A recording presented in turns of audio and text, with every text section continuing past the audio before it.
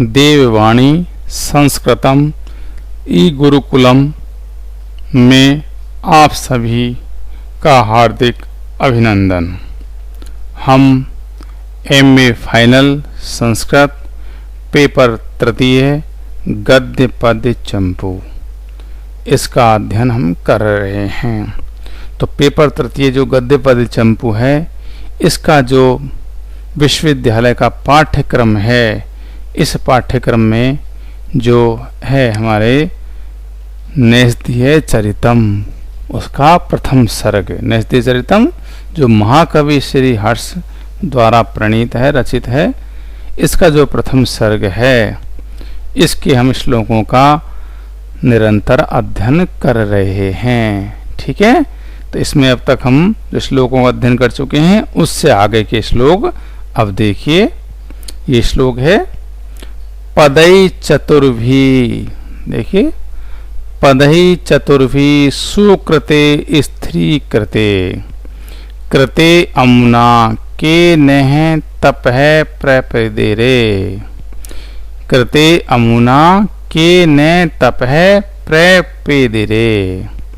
भुवम यद एकांघ्री कनिष्ठया स्पृशन दधावधर्मो अपि कृशस्तपास्वीताम। तो देखिए, पदै चतुर्भी सुकृते स्त्री कृते कृते यमुना के न तपः प्रपेदिरे। भुवम यदेकांघ्री कनिष्ठया स्पृशन दधौ अधर्मो अपि कृशस्तपस्वीताम। ये श्लोक है। तो इसका एक एक पद का अर्थ देखिए। जैसे पदै चतुर्भी, ठीक है ना, पदै जो चरण हैं उनसे, चतुर्भी जो चार हैं उनके द्वारा। चार कौन कौन से? तप, दान, यज्ञ, ज्ञान रूप जो चार हैं, ऐसे इन चार पदै चरणों से सुकृते, सुकृते जो पुण्य हैं, ऐसे पुण्य के, ठीक है, स्त्री कृते, स्त्री स्थिर कृते किए जाने पर, कृते अमुना, कृते कृते इस सतयुग में, अमुना इसके द्वारा, अर्थात इस राजा नल के द्वारा, के, ठीक है, के कौन या किसने, ने नहीं, तप है तपश्चर्या को, प्रपेदिरे प्राप्त किया है, ग्रहण किया है। ठीक है, भुवम जो भुव है पृथ्वी, इसको, ठीक है ना, भुवम पृथ्वी को, यद जो की, ठीक है, एकांघ्री कनिष्ठया, एकांग एक पैर की, कनिष्ठया कनिष्ठिका से, जो अंगुली है कनिष्ठिका, उस अंगुली से, स्पृशन स्पर्श करते हुए, दधौ धारण किया, अधर्मो अपि अधर्म ने भी, कृश है, कृश है कमजोर होते हुए, ठीक है, यह कृश है दुर्बल होकर भी, तपस्विताम, तपस्विताम तपस्विता को, ठीक है ना, तपस्विताम तपस्विता को उन्होंने धारण किया। तो देखिए, अन्वय से इसका अर्थ देखते हैं। अमुना इस राजा नल के द्वारा, ठीक है, कृते कृते इस सतयुग में, सुकृते जो पुण्य हैं, ठीक है, कौन से? चतुर्भी पदै जो चार हैं, तप, दान, यज्ञ, ज्ञान रूप चार पदै, इन चार चरणों से, सुकृते पुण्यों के, स्त्री कृते स्थिर कर दिए जाने पर, ठीक है, के तपह न प्रपेदिरे, के किसने, तपह तपश्चर्या को, न नहीं, प्रपेदिरे ग्रहण किया, प्राप्त किया, अर्थात सभी ने तपश्चर्या को ग्रहण किया। ठीक है, यतः क्योंकि अधर्मो अपि जो अधर्म है उसने भी क्रस है, क्रस से कमजोर होकर, दुर्बल होकर, एकांग्री कनिष्ठिया, एक पैर की कनिष्ठिका जो अंगुली है उससे भुवम पृथ्वी का इस प्रसन्न स्पर्श करते हुए तपस्विताम जो तपस्विता है, ठीक है, उसको दधौ धारण किया, प्राप्त किया। ठीक है ना, मतलब कवि ये कहना चाहता है कि सत्य युग में, या एक बार पहले इसका अर्थ देख लीजिए कि इस राजा नल के द्वारा सत्य युग में तप, दान, यज्ञ, ज्ञान रूप 4 चरणों से पुण्य के स्थिर किए जाने पर किसने तपश्चर्या को ग्रहण नहीं किया, अर्थात सभी ने तपश्चर्या को ग्रहण किया, क्योंकि अधर्म ने भी दुर्बल होकर एक पैर की कनिष्ठिका का अंगुली से पृथ्वी का स्पर्श करते हुए तपस्विता को प्राप्त किया। कवि का भाव यह है कि सतयुग में उत्पन्न राजा नल ने पुण्य को 4 चरणों से स्थिर कर दिया था, अतः उस समय सभी लोग तपश्चर्या में संलग्न थे, अधर्म समाप्त प्राय था, अतः केवल एक चरण यानी अंश से पृथ्वी पर वास करता हुआ अतिशय दुर्बल यानी स्वल्प होता हुआ वह अधर्म तपस्वी बनकर मानो स्वयं भी तपस्या करने लगा था। यहाँ कवि ने यह स्पष्ट किया है कि सत्य युग में धर्म की स्थिति 4 चरणों से रहने पर भी अधर्म की स्थिति एक चरण से रहती है, इसलिए धर्म अत्यंत कैसा क्षीण रहता है। लोक में भी यदि कोई तपस्वी एक चरण से या एक चरण की कनिष्ठिका अंगुली से पृथ्वी का स्पर्श करता हुआ तपश्चर्या करता है तो वह पोषण के अभाव में अत्यंत दुर्बल हो जाता है। ठीक है ना, ठीक है। तो यहाँ पर नल के जो 4 पैरों से सुकृत अर्थात धर्म के निश्चल किए जाने पर कृत युग में कौन तपस्यारत न हो गए, अर्थात सभी हो गए, क्योंकि दुर्बल अधर्म भी एक पैर पर खड़ा धरती को छूता हुआ तपस्या करने लगा था। ठीक है, अब देख लीजिए कि राजा नल हैं, उनको त्रेता युग में उत्पन्न माना जाता है। उसने अपने पुण्य से त्रेता में भी धर्म की पूर्ण स्थापना करके सतयुग ला दिया था, जिससे धर्म 4 पैरों से विचरण करता है और अधर्म एक पैर से। सो जब अधर्म भी धरती पर एक पैर खड़ा हो तपस्या में लीन हो गया तो कौन तपस्वी नहीं हो जाएगा। ठीक है ना, अर्थात हर कोई तपस्वी हो जाएगा। इस प्रकार राजा नल का पूर्ण धर्मात्मत्व सिद्ध किया गया है। धर्म के 4 चरण हैं, सत्य, अस्ते, सम और दम, या तप, दान, यज्ञ और ज्ञान। नल के राज्य में सर्वत्र यही आचार धर्म था। नल के शासन में अधर्म भी धर्माचारी हो गया तो अन्य कौन न हो जाता। ठीक है ना, तो यहां पर ये इसकी विशेष। और अब इसके हम व्याकरणात्मक टिप्पणी देखिए तो एकांग्री कनिष्ठिया, एक है अंग्री एकांग्री, तस कनिष्ठिका, एकांग्री कनिष्ठिका तया, यद्वा एके अंग्री यशाम सा एकांग्री का निष्ठिकया, या एकांग्री का चासौ निष्ठा इति एकांग्री कनिष्ठताया, एकांग्री कनिष्ठताया।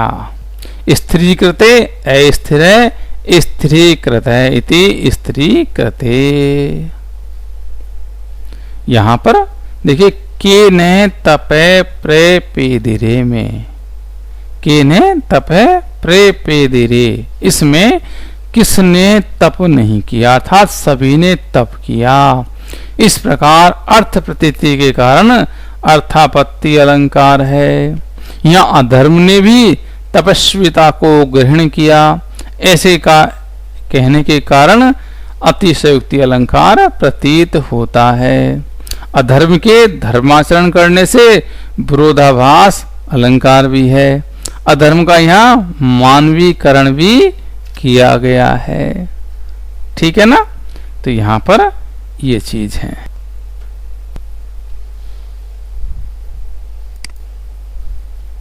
ये देखिए अगला श्लोक, यद्यस्य यात्रासु, देखिए यद्यस्य यात्रासु बलोद्धतं रजः स्फुरत प्रतापवान धूमं मंजिमः तदेव गत्वा पतितं सुधाम्बुधौ दधाति पंकी भवद अंगतां विधौ।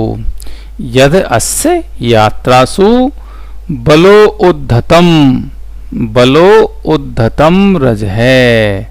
ठीक है, स्फुरत प्रतापान धूम मंजिम है तदेव गत्वा पतितं सुधा अम्बुधौ दधाति पंकी भवद अंग कताम विधौ। ठीक है ना, तो देखिए यद जो की अस्य इस राजा नल की यात्रासु, ठीक है, यात्रासु यात्राओं में, कौन सी यात्राओं में, जो दिग्विजय के लिए निकलते थे, दिग्विजय संबंधी यात्राओं में। बलो उद्धतम, बलो जो बल है, सेना है, उससे उद्धतम उड़ाई हुई, रज है जो धूली है। ठीक है ना, स्फुरत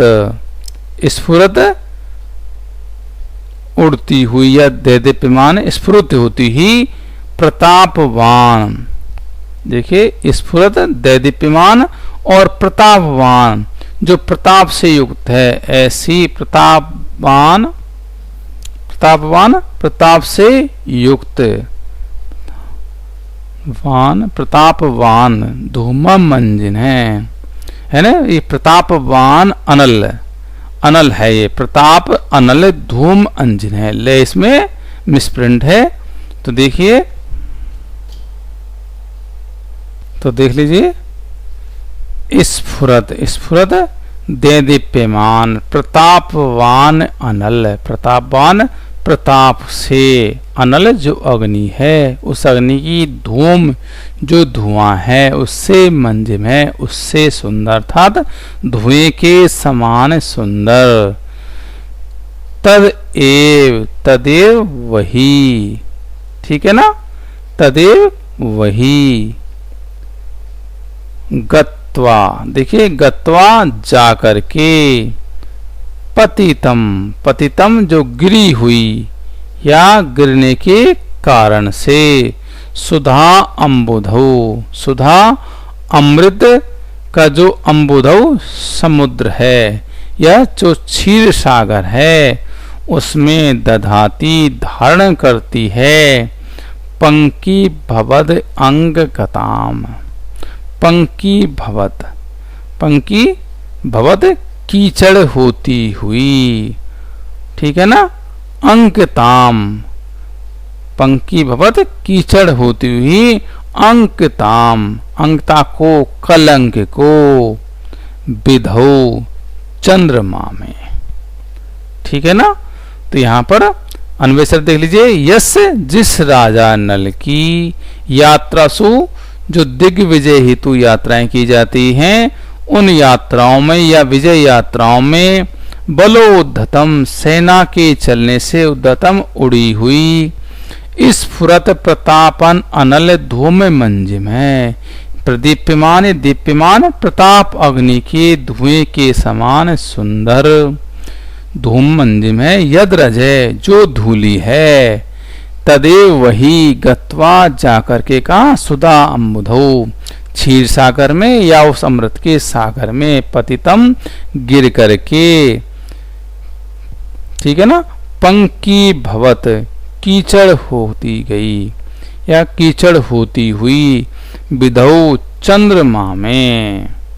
ठीक है, अंगताम दधाती, अंगताम कलंक के रूप में, दधाती धारण करती है, अर्थात कलंक के रूप में विद्यमान है। इस अर्थात अब इसका अर्थ देखिए, इस राजा नल की विजय यात्राओं में या दिग्विजय संबंधी यात्राओं में सेना के चलने से उड़ी हुई दीप्यमान प्रताप अग्नि के धुएं के समान सुंदर धूली जो क्षीर सागर में गिरकर कीचड़ हो गई, वही धूली चंद्रमा में कलंक के रूप में विद्यमान है।